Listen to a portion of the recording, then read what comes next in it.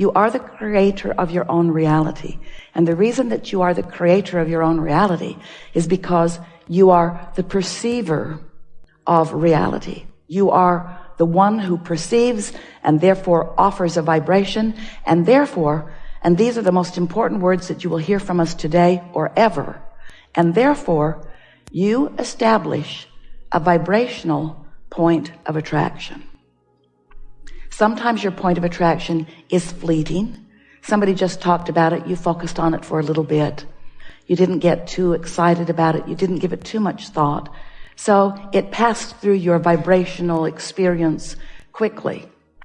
But sometimes your parents were beating the drum of that when you were born, and you heard it a lot. And as you heard it and watched them demonstrate the reality of it, because after all, when they believe it, they're living it. And we want to remind you, they're not believing it because they're living it. They're living it because they're believing it. But you came in later. You didn't realize who got there first. Mom, did you believe this before you lived it? Or did you live this before you believed it? You never asked them those questions, did you? Instead, you observed what they were living, and you noted that they believed it because they talked about it a lot, wanted and unwanted. And so then you sort of join the train of that, and you begin observing and offering vibration, and then manifesting, and then believing. So we come to you wanting to sort of shake you up a little bit and let you know that you could believe some other things other than what you are believing. And you say, really? How's that so? And we say, well, you could stretch beyond the boundaries of what is, and you could believe futuristically. You could believe that which has not manifested yet for you. You could selectively sift in what you believe and only focus upon those things that you believe that feel good when you believe them. That would be beneficial.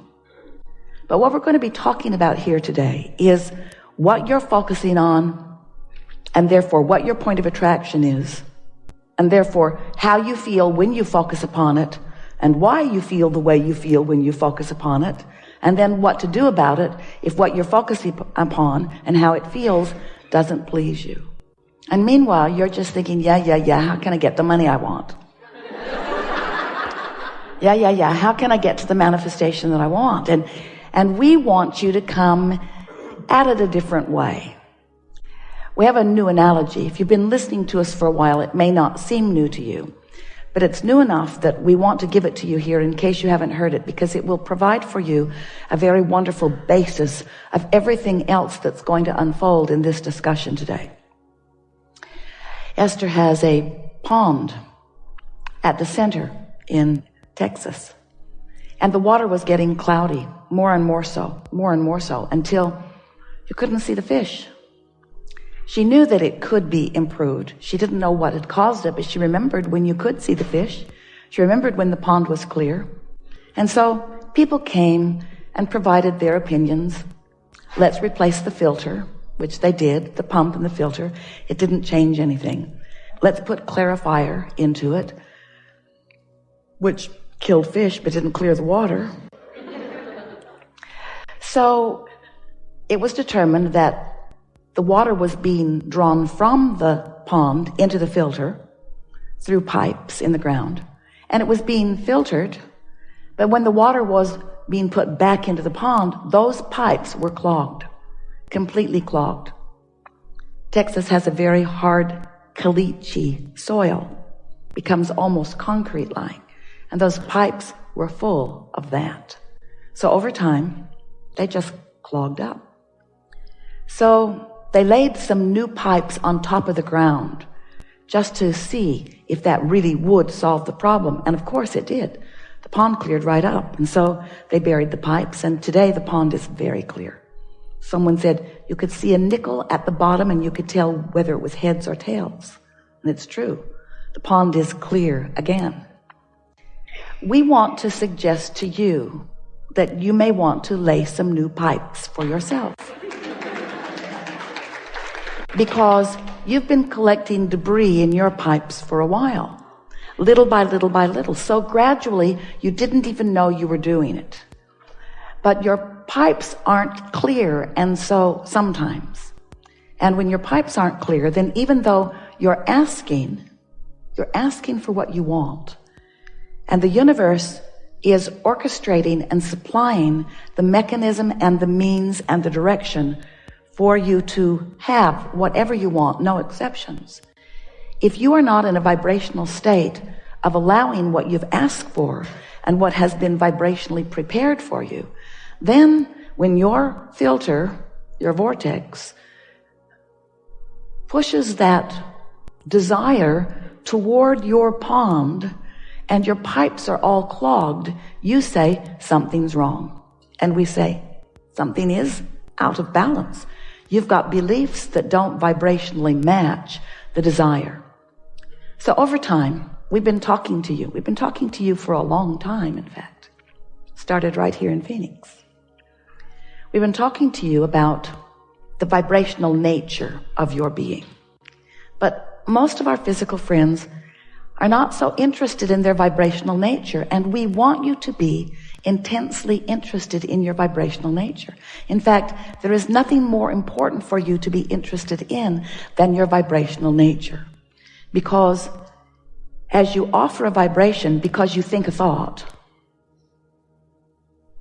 and you allow that thought to continue long enough, 17 seconds, that law of attraction joins it with another thought, then a momentum begins that equals your point of attraction.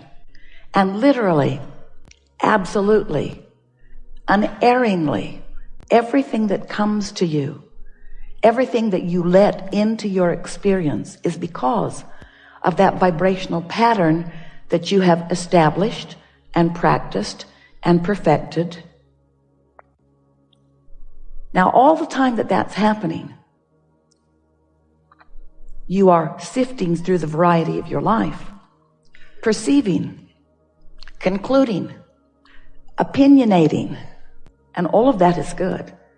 And as you come to your perceptions, as you sift and sort, I know what I don't want, I know what I do want, you launch these vibrational rockets that don't manifest instantaneously because they don't have enough momentum. They are rockets that are not practiced by you very often. They're rockets that you shoot out in the middle of exploration of variety and contrast. It isn't until you practice that thought that you establish a strong enough point of attraction or a strong enough momentum that it becomes dominant in your experience. So there are two things that are happening to you all day, every day. You are establishing momentum without knowing you are. You are launching rockets and establishing momentum. But you are also offering contradiction to that vibration that is disallowing the momentum that you've established of coming to you. Do you see what we're getting at? Here's an easier way of understanding it. We'll be brief here because we know you've heard some of this before. But we want to lay this basis because what comes next as we play together will be revolutionary for you. If we can make this point with you, if you can listen to the vibrational law-based beginning in these few minutes that we visit, then everything that we talk about here today will be crystal clear for you. And everything that ever happens in your life again or doesn't happen in your life again to you or anyone else will be understood by you. It is our promise to you. If you understand this very simple law-based premise, you are going to be free to be the deliberate creator of your experience in just the way you expected when you made the decision to come. So you were source energy before you came into this physical body. And even though a part of that consciousness focused into this magnificent physical body that is you, that larger part that is you, that source energy part, that God force part, remains non-physically focused and is available to you and flowing to you all day, every day. But your pipes might be clogged and you might not be letting it flow on this subject and this subject and this subject. Oh, you might let it flow relative to this that you've practiced, but you're not letting it flow relative to this that you've practiced in a different way. So Source knows who you are and what you want.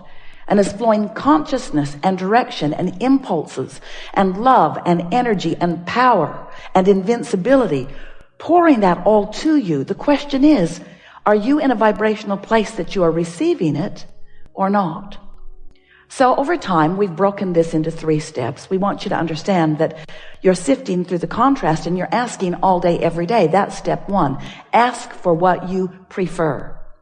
Step 2 is not your work. Step 2 is the source within you, your inner being, that larger non-physical part of you, becomes the vibrational equivalent of what you have asked for. In the moment that you ask for it, and each thing that you ask for later, each amendment to desire that you offer goes into this spinning vortex. We want to demonstrate it here in this pure high vibration. Goes into this spinning vortex, and in that high flying, pure positive energy vortex, all that you have asked for already is. In other words, that larger part of you has become it. Now, this is where our physical friends get freaky, because it is so annoying to hear that everything that you want already is, because you want it to be is right here where you is. You want it to be here where you be. You don't want it to be off in some nebulous, non-physical, ghost-like atmosphere. We get that. But we just want you to know that the steps to the process are, you ask and it becomes vibrationally first. And then you must find a way to be a vibrational equivalent to what you're asking for. But you don't do that easily, because you've been practicing your observation of what is with such intensity and with so much drama and trauma and with so many people telling you, can't you see what is? Can't you see what is? Can't you see what is? That it's hard for you to hear someone like us say, never mind what is. Instead of noticing what is, let what is have been the bouncing off place for what really is, and now you try to find vibrational alignment with what really is, and then it will really, really, really be what is. You sort of kind of get that? You've got to be a vibrational match. When you say, I don't have enough money and I want more money goes into your vibrational reality, your vortex of creation. We know, you say, big deal, big deal. But then you sift through and you want more money. So you ask for more money, more means to the money, and more of all of the reasons that you want the money go into your vibrational reality. We know, you say, big deal, until I see it and smell it and hear it and taste it and touch it. I'm not that interested in what's being created, but you must be. You must become interested in the vibrational reality that you've created, because if you're not aware of it and interested in it and practicing consistently the vibration of it, you cannot achieve your point of attraction. You cannot get your point of attraction moving with the same momentum, in the same vibration, with the same velocity of what you've asked for. And until you do that, it's going to bounce right out of your experience. It cannot come to you unless you are a vibrational match to it. So the big key is, how can I be a vibrational match to abundance when I'm living the absence of abundance? How can I be a vibrational match to clarity when I'm standing in a state of confusion? How can I be a vibrational match to physical well-being when I'm standing in physical discomfort? And the answer to that question is, you've got to understand that it's a vibrational experience, not an observational experience. You've got to figure out how you can offer a vibration that is different from your observation. Or you've got to figure out how to observe with more specific, deliberate clarity of focus. So that's what we'll be talking about here today. You are deliberate creators? Well, maybe. Sometimes. You are the creator of your reality? Absolutely. You create some of it by default? For sure. You have the ability to be deliberate in everything you create? Absolutely. And by the end of this gathering, you will understand fully how to go about that.